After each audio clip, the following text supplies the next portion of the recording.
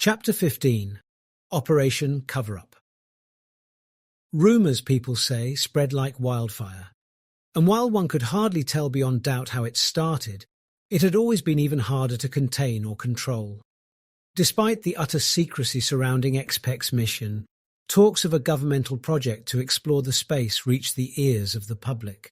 And of course, as always, that suddenly became valuable material for the media to achieve more gains, unmindful of their social responsibility. One of the prominent media production agencies was the only governmental means of countering such rumours. No political meddling or dominance over the board had anything to do with that. A key person who ran the show behind the scenes within this agency was the reason.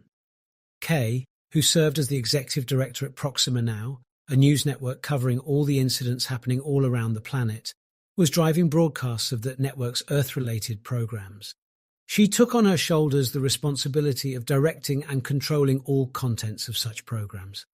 Operation Cover-Up was the official codename for this classified cahoots between her and the X-PECT team, with their head of project and operations, Elo, and other involved project officials.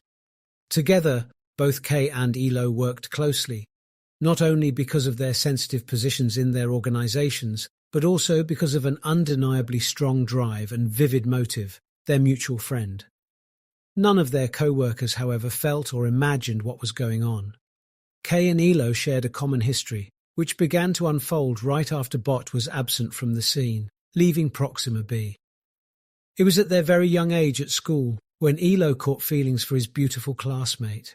He never dared to show or admit his feelings to Kay, who had always been the focus of attraction to every boy in high school. None, however, ever claimed her, or even tried to approach her because no one would get her attention, or so they thought. For it was only that one introverted, mysterious young man who had always impressed her and knocked her off her feet. Her feelings have started developing for him ever since. She never acknowledged it, not to him, not even to herself. Not until that inadvertent situation when she and Elo were in her office to discuss little details of their cover-up plan and how to address the public. Only then, amidst their work, Elo's hand slowly began to creep in, attempting to touch hers. He was craving to find his way through the papers and schemes on the table. With his eyes fixed upon her instead of those papers, she raised her eyes in suspicion and examination. "What exactly are you doing?" she questioned in an interrogative tone. "It is startling that after all these years, this is the first time you and I can sit alone together," he said, "and it is because of him." Astounded by that odd, unexpected and misplaced remark, she pulled her hands out of his reach and flung herself back into her chair. "Him?" she exclaimed nervously, waving her head away from his staring looks, then continued aggressively. "You mean your friend? Our friend Bot?" She stressed her last three words to emphasize that Bot was their mutual friend.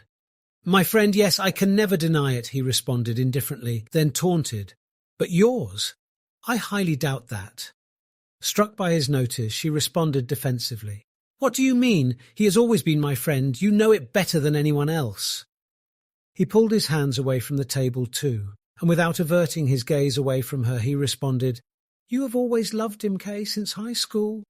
He smacked her again with his delirium in that confrontation, and she stood up quickly in a highly strung manner. Looking for her bag, she intended to pick it up and leave when she remembered it was her office. She then turned around and faced him with a denying smile. "I guess you are overexhausted that you do not recognize what you are talking about, Elo. I think you have to leave," she told him firmly. "I know beyond any doubt what I'm saying," he said tensely. Unperturbed by her impulsive attitude, he got up from his seat. But instead of leaving, he crept towards her and whispered, "I have always loved you and dreamt of you, but it was him between you and me. Even now that he is out of reach, he still stands in the way between us." While saying these last words, his tone mounted slightly, which aroused Kay's vigilance. It grew greater and greater while she stepped back as he was approaching. "Elo, you need to calm down," she said in an indulgent low tone, then went on firmly. "Bot is our friend, and you are my friend. It has always been so, and so it will always be." She then continued slowly to close that unneeded conversation. "We have a fateful task at the edge of a knife. It compels us to work together if we want it to succeed." Finally, his persistence wore thin, and she excelled in practicing her leniency and patience, knowing the value of his career to him. "It is your life work that you are gambling with, Elo," she added. "And we have to focus. If it not for our friend or your friend, whatever you think, at least let us do it for the future of our planet." She knew she had struck the right chord and diverted the conversation in her favour.